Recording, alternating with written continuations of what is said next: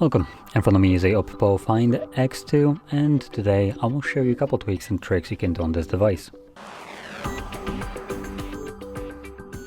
So, to get started, let's open up our settings, and we're gonna begin by going into the personalization section right here, which just gives you a decent control over customizing the look of your device in a lot of aspects, including things like icons, the colors of your quick settings, fonts, and so on. So you can go over this, pick whatever you want to customize. Some of these might also give you different options depending on what wallpaper you have set, as that allows you, for instance, in the colors selected to be wallpaper color picking. So whatever you have as a wallpaper, it will pick a couple of colors. So for instance, here would be like bluish, brownish, and just something like very, I guess, black or very dark. So it would then use those. You can see black, brown, blue, and I guess blue. And you can see it right here. Now, I'm not sure how the camera, at least on my monitor, which is kind of crappy, these don't really look too different. But you can see here, this is just straight up like black color. This is more towards gray, brown, again kind of like a gray color, and again brown. So not much blue happening here, because this could be it, but it's a very dark one, so it doesn't look that great and that distinguished. But if you have some more colorful wallpaper, obviously it will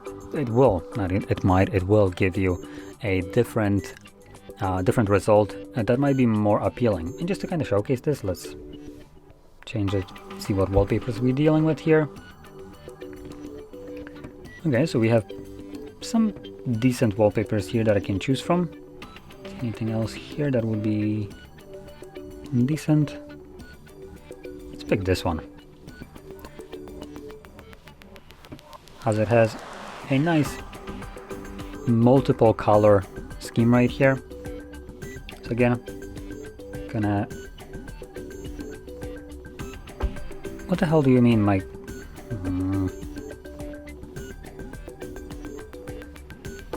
That is weird. It should just pick it from whatever wallpaper. I don't know why it has a mental problem with this one. But I guess I showed you something that I can't do, apparently. Oh well. Anyway, let's just move on. We have things also like fingerprint animation and edge lighting. So you can go over this, like I said, customize it. Moving on to the next thing, we're gonna go to display and brightness, and in here I'm gonna start off with a light and dark mode, which you can switch permanently, or you can do the auto switch, which will alter between these two modes depending on either sunset to sunrise or on a custom timer. And obviously you can choose whichever one you want if you even want to have it switch. I personally like this option as it gives you the ability to, for instance, have the dark mode automatically turn on during the night time. I don't like the light mode that much during the night time, and during the daytime, specifically during like summer when it's super bright outside, sunny and stuff, light mode to me seems a little bit easier to see compared to the dark mode. So again, it just adds to that kind of cohesion there, where you can just have the best option at the given moment. Now going back to the display and brightness, if we scroll down, we also have the screen color mode, which allows you to choose the saturation and vibrancy of colors on your display. We have a vivid, natural, and pro mode. Switching over these, natural seems to be actually the most kind of toned down version of it for some reason, which usually would be pro.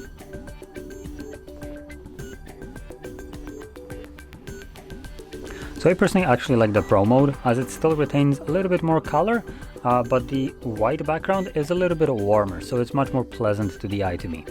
But at the end of the day, this is primarily what you prefer. And pro mode has also two options. So we have the cinematic, which is using P3 gamut, and then we have the brilliant, which at that point it's very similar to vivid, which I don't really care.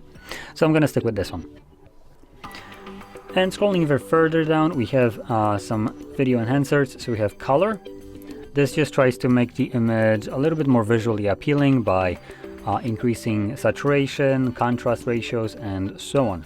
Now this is kind of like going to do what I said. What it is attempting to do, and I'm saying attempting specifically, is basically convert the SDR content to HDR.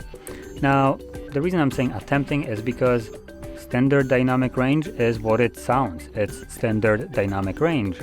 You can try to fake it, you can try to increase some of the brightnesses and so on, but at the end of the day, it's just a faked SDR content that is trying to look like a high dynamic range.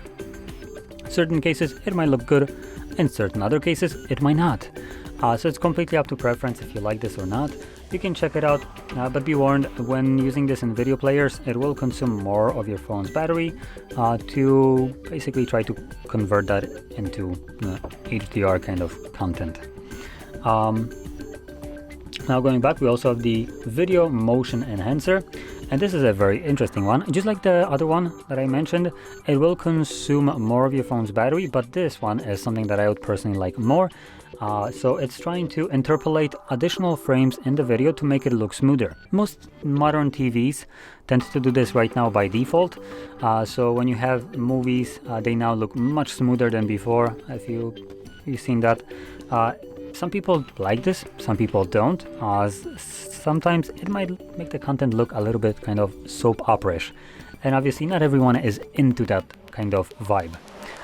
If you're watching anything else, maybe like YouTube videos and stuff like that that are shot on a little bit lower frame rate, this will obviously improve the quality of this by interpolating additional frames and making it look smoother.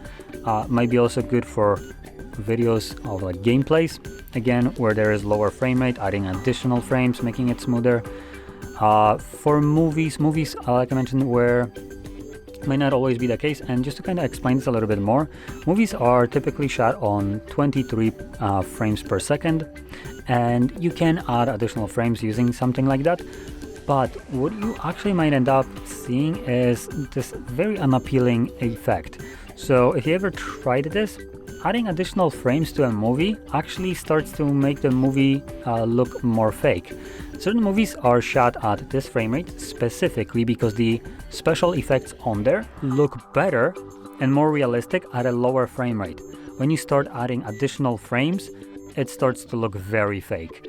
And it's a very weird kind of effect that I've experienced.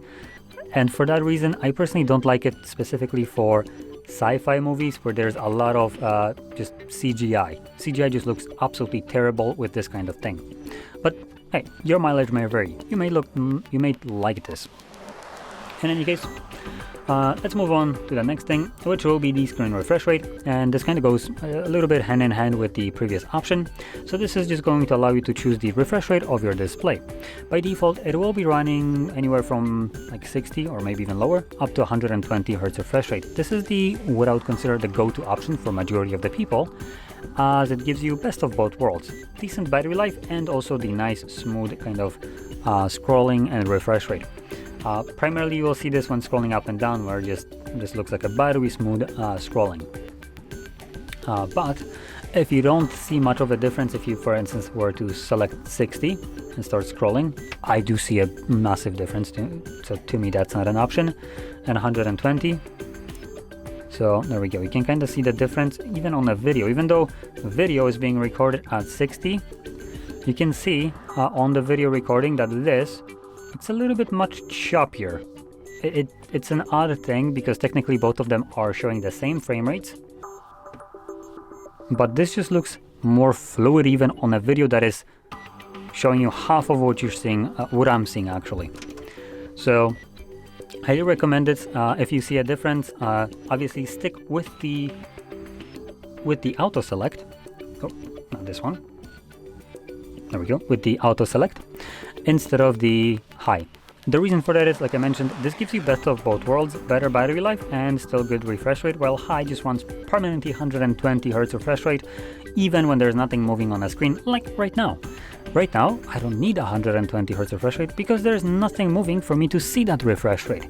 So it could be running at 1 frame per second and I still wouldn't be able to tell the difference because As long as there's nothing moving, I have no freaking clue. So, moving on, we have also the resolution right here. Now this device has a Quad HD Plus resolution and 1080p resolution, and also auto select. Personally, this is one of those things that I don't see a difference, so I will select it on a lower option, as this will give me better battery life. The Quad HD might look sharper to you. Like I said, I don't see a difference at all, so this is useless to me. So I prefer to get the battery life over the higher resolution. And the auto select kind of tries to do the same thing as refresh rate, give you the optimal resolution for given thing that you're viewing. But because I don't see a difference, I'm just gonna stick with the lower one. Now moving on to the last thing that I wanted to show, if I can quickly find it, it's probably going to be under system settings. We have system navigation, and here we have the two different navigation methods, buttons and gestures. I myself like the gesture navigation, I don't need to learn it. And as you can see, this gets rid of the buttons from the bottom and swaps it for this bar, which we can actually hide for a cleaner look. So if you never used it, you can see on the image how you navigate. So you have swipe from either side to go back, swipe up to go home, and swipe up and hold to go to recent applications. Like so, and so here we go. And like this. So there we go. Now anyway, with that being said, this concludes the tweaks and tricks that I want to show you. So if you found this very helpful, don't forget to hit like, subscribe, and thanks for watching.